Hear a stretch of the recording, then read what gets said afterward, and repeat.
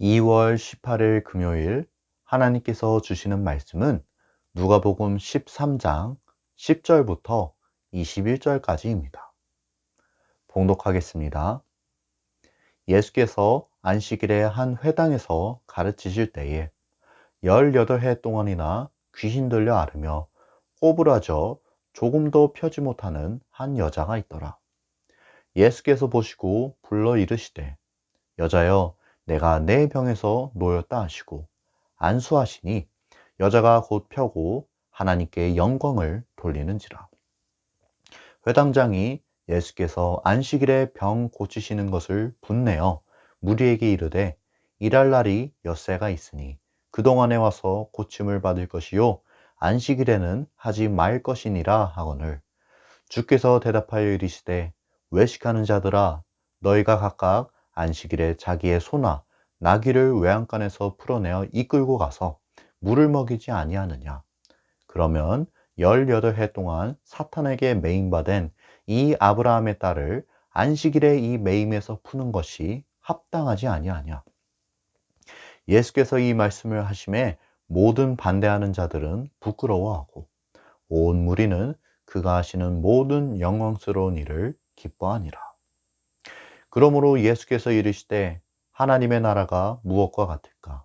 내가 무엇으로 비교할까? 마치 사람이 자기 채소밭에 갖다 심은 겨자씨 한 알 같으니 자라 나무가 되어 공중의 새들이 그 가지에 깃들였느니라. 또 이르시되 내가 하나님의 나라를 무엇으로 비교할까? 마치 여자가 가루 서말 속에 갖다 넣어 전부 부풀게 한 누룩과 같으니라 하셨더라. 오늘 말씀에서 예수님께서는 안식일에 한 회당에 들어가 그곳에서 말씀을 가르치셨습니다. 회당은 유대인들의 예배 장소로 사람들은 그곳에서 기도도 드리고 말씀도 배우고 예배도 드리고는 하였습니다. 예수님께서는 사람들이 모인 회당에서 말씀을 전하시고 계셨습니다. 그런데 거기 보니 18해 동안 귀신 때문에 허리를 못 펴는 여인이 있었습니다. 그녀의 허리는 완전히 꼬부라져 조금도 펼 수 없는 상태였습니다. 그래도 이날 우리 예수님을 만난 것이 얼마나 다행입니까? 예수님께서는 그 여인을 보시고 이렇게 말씀하셨습니다. 여자여, 내가 내 병에서 풀려났다. 주님께서 이 말씀을 하시고 그녀에게 안수하시니 그녀의 허리는 곧 씻은 듯이 나음을 받았습니다. 우리 예수님께서 그분의 능력으로 그녀의 병을 고쳐주신 것입니다. 참으로 잘된 일이고 하나님께 영광 돌려 마땅한 일이지만 모든 사람에게 그러한 것은 아니었습니다. 특별히 회당장이 그러하였습니다. 회당장은 회당의 책임자로 예배를 주관하고 성경을 낭독하는 등의 역할을 맡은 사람입니다. 14절에 보면 회당장이 예수께서 안식일에 병 고치신 것을 분내어 라고 기록되어 있습니다. 안식일은 일도 하지 않고 하나님 앞에 거룩하게 지켜야 하는 날인데 왜 이날 병을 고치셨나는 것입니다. 회당장은 무리에게 일할 날이 엿새가 있으니 그동안에 와서 고침을 받으라고 이야기했습니다. 율법의 기본 정신은 잊어버린 채 율법의 형식만 고수하다 보니 이러한 이야기를 했던 것입니다. 그런 회당장과 그의 말에 동조하는 사람들에게 우리 예수님께서는 이렇게 말씀하셨습니다. 15절 16절입니다.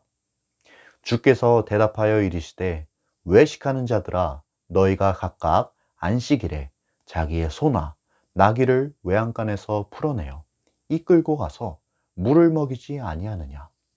그러면 18해 동안 사탄에게 매임받은 이 아브라함의 딸을 안식일에 이 매임에서 푸는 것이 합당하지 아니하냐. 우리 예수님께서는 정말 시원시원하게 말씀을 잘 하십니다. 아무리 율법을 잘 지키는 유대인일지라도 안식일 날 가축에게 물을 먹이러 밖으로 나가는데 하물며 18해 동안 사탄에게 매여 고통받는 여인이 있다면 얼마든지 고쳐줘야 하는 것이 아닙니까? 이것이 바로 율법의 기본 정신, 사랑에 입각한 행동이 아닙니까? 우리 예수님께서는 이것을 말씀하시고 계신 것입니다. 자기 자신도 율법을 지키지 못하면서 하나님께 영광 돌리는 일을 나무라는 자들에게 우리 예수님께서는 외식하는 자, 위선자라는 호칭을 붙이셨습니다. 우리 주님께서 이 말씀을 하시니 그곳에 모인 사람들 중 주님을 반대하는 자들은 부끄러움을 당하고 온 무리는 그가 행하신 영광스러운 일을 두고 기뻐하였습니다. 이윽고 예수님께서는 겨자씨와 누룩 비유를 통해 하나님의 나라를 설명하셨습니다. 18절, 19절 말씀입니다. 그러므로 예수께서 이르시되 하나님의 나라가 무엇과 같을까? 내가 무엇으로 비교할까? 마치 사람이 자기 채소밭에 갖다 심은 겨자씨 하나를 같으니 자라 나무가 되어 공중의 새들이 그 가지에 기들여느니라.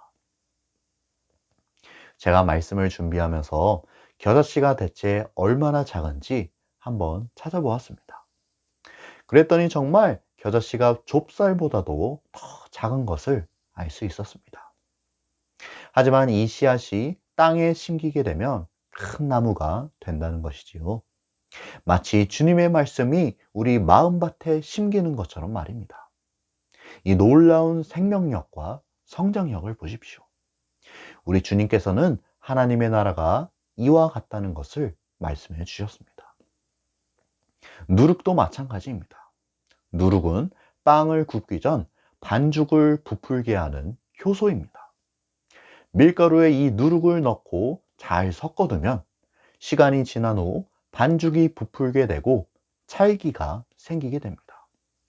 그저 이 누룩을 한 스푼 섞어 넣었을 뿐인데 누룩은 무려 서말, 곧 12kg의 밀가루를 전부 부풀게 하는 강력한 영향력을 가지고 있습니다. 우리 주님의 말씀도 마치 누룩과 같습니다. 주님의 말씀은 강력한 영향력을 가지고 하나님 나라를 확장시켜 갑니다. 예수님께서는 이 누룩 비유를 통해 하나님 나라가 어떻게 확장되는지를 우리에게 알려주고 계신 것입니다. 오늘 주시는 메시지입니다. 첫째, 예수님의 편에 서라. 오늘 본문은 짧은 내용이지만 그 안에 상당히 많은 일들이 일어나고 있습니다. 예수님께서 회당에 들어가 사람들을 가르치셨죠. 그분이 능력을 발휘하여 여인을 고쳐주셨죠. 분개한 회당장이 무리에게 명령을 하였습니다. 이것들은 제각각 따로 떨어진 사건들 같지만 사실 하나로 이어볼 수 있는 사건들입니다. 무슨 이야기냐 하면은 회당에 있던 사람들에게는 3번의 기회가 있었다는 사실입니다. 이들에게는 우리 주님 편에 설 수 있는 3번의 기회가 있었습니다. 첫째는 예수님께서 사람들을 가르치실 때였습니다. 예수님의 말씀은 진리이고 생명입니다. 오직 그분의 말씀만이 우리를 살릴 수 있습니다. 회당에서 말씀을 듣던 사람들에게는 이 말씀을 듣고 주님 편에 설 수 있는 첫 번째 기회가 있었습니다. 물론 모든 사람이 주님의 말씀을 받아들인 것은 아니었습니다. 두 번째 기회는 예수님께서 능력을 베푸셨을 때였습니다.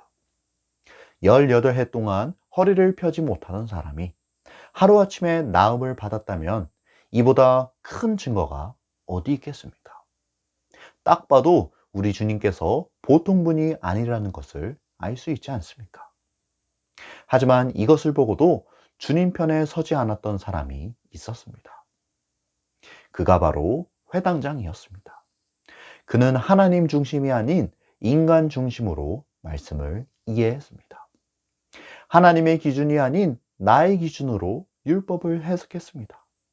그리고 그는 이 잘못된 생각을 무리에게 전파하였습니다.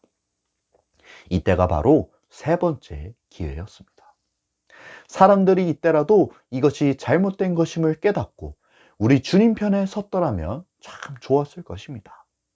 하지만 이 세 번의 기회를 다 놓쳐버리고 끝까지 주님 편에 서지 않았던 사람들이 있었습니다. 그들에 대하여 오늘 말씀은 무엇라 기록하고 있습니까? 예수께서 이 말씀을 하심에 모든 반대하는 자들은 부끄러워하고 주님 편에 서지 않았던 사람들은 부끄러움을 당하게 되었습니다.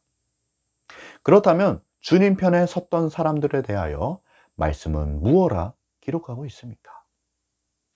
온 무리는 그가 하시는 모든 영광스러운 일을 기뻐하니라. 이들에게는 주님이 행하신 영광스러운 일들로 인해 기쁨이 가득한 것을 확인할 수 있습니다. 여러분, 어렵게 생각할 필요 없습니다. 우리 예수님 편에 서면 됩니다. 기회가 주어졌을 때 우리 예수님 곁에 서면 됩니다. 기회가 주어졌을 때 우리 예수님 곁에 서야 됩니다. 그때 우리는 주님이 행하시는 일들을 보게 되고 그 영광스러운 일들로 인해 기뻐하게 될 것입니다.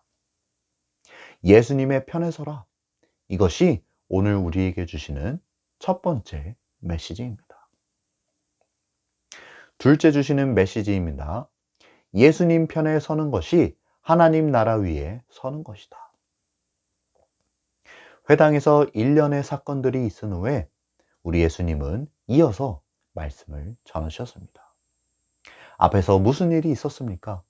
우리 예수님께서 말씀으로 사람들을 가르치시고 능력으로 사람들을 고쳐주시고 이것을 온 무리가 함께 기뻐하지 않았습니까?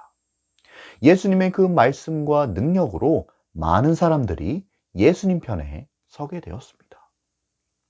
그리고서 주님은 하나님 나라가 이와 같다 하시는 것을 설명하시기 위해 비유를 들려주셨습니다.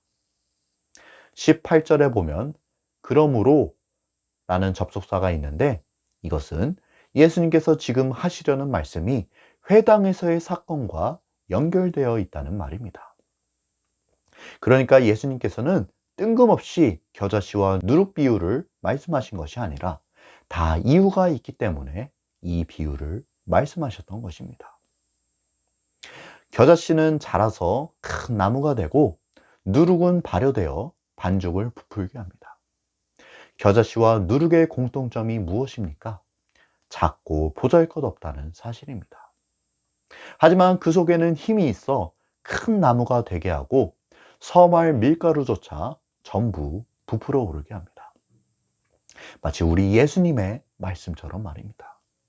우리 예수님의 말씀은 많은 사람들을 하나님께로 돌아오게 합니다. 사람들을 모으고 하나님 나라를 확장시킵니다. 그분의 말씀은 힘이 있고 능력이 있어 지금도 우리 마음속에 살아 역사하십니다. 우리 모두가 말씀의 씨앗에서 자라난 나무가 아니겠습니까? 말씀으로 부풀어지게 된 반죽이 아니겠습니까? 우리가 그러한 자들입니다. 그러니까 하나님의 나라는 다른 어디에서 시작되는 것이 아닌 주님의 말씀, 주님의 능력으로부터 시작되는 것입니다. 그래서 우리는 그 말씀의 근원이시오, 능력의 근원 되시는 우리 예수님 편에 굳게 서야 합니다. 하나님의 나라는 그분의 말씀과 능력으로부터 시작되는 것이기 때문입니다. 예수님 편에 서는 것이 바로 하나님 나라 위에 서는 것입니다. 오늘 주신 말씀대로 우리가 예수님 편에 서야겠습니다. 기회가 주어졌을 때 그분 편에 서야겠습니다. 그리하여 우리 주님으로부터 시작되는 하나님 나라 위에 굳게 서야겠습니다. 그때 우리 삶에는 주님이 하시는 모든 영광스러운 일들로 인해 기쁨이 넘쳐나게 될 것입니다. 그렇게 행하실 우리 주님께 경배와 찬양을 올려드립니다. 함께 기도하겠습니다. 하나님, 오늘도 이렇게 주님의 귀한 음성을 들려주시니 참 감사합니다. 오늘 들려주신 말씀대로 저희가 항상 예수님 편에 서기를 원합니다. 주의 말씀과 능력 위에 굳게 서기를 원합니다.